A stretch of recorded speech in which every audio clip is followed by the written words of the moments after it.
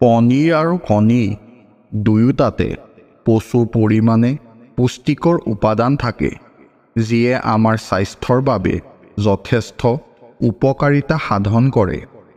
দুয়োবিধ খাদ্যই সুস্বাদু আৰু ইয়াক বিভিন্ন ধৰণে প্ৰস্তুত কৰিব পৰা যায়।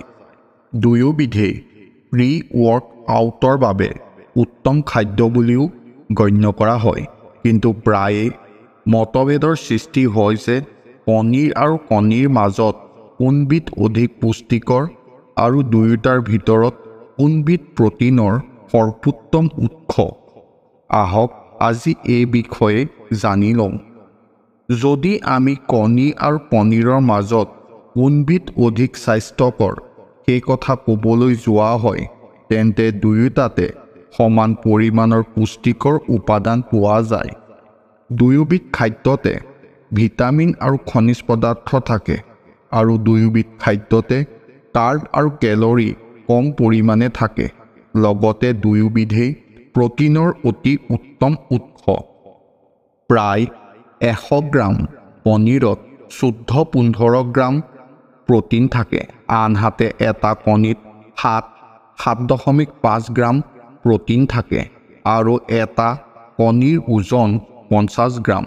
গতিকে 100 গ্ৰাম কণীটো মাত্ৰ 14 গ্ৰাম প্ৰটিন থাকে।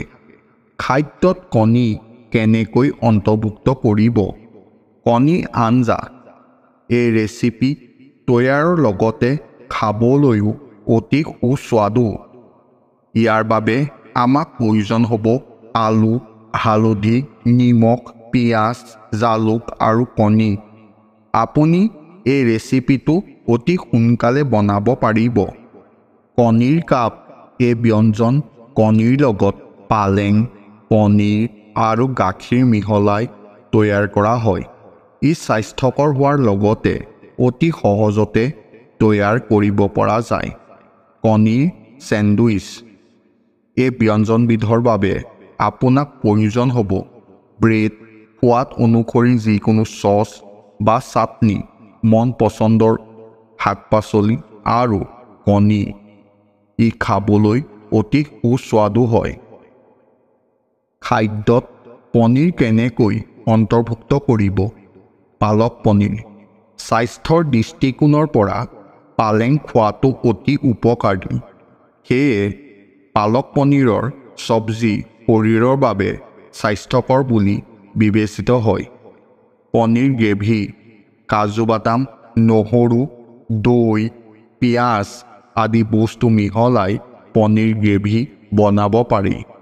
খাবলৈ বৰ সোৱাদযুক্ত আৰু ইয়াৰ উপৰিও ই অতি পুষ্টিকৰ।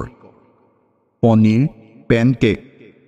স্কিমড গাখীৰ আৰু ঘেঁহুৰ আটাৰ পৰা তৈয়াৰী পনীৰ পেনকেক খাবলৈ অতি সোৱাদযুক্ত, আৰু এই অজুহাতেৰে আপুনি আপোনাৰ শৰীৰক প্ৰচুৰ পৰিমাণে প্ৰটিন আৰু পুষ্টি দিব পাৰে।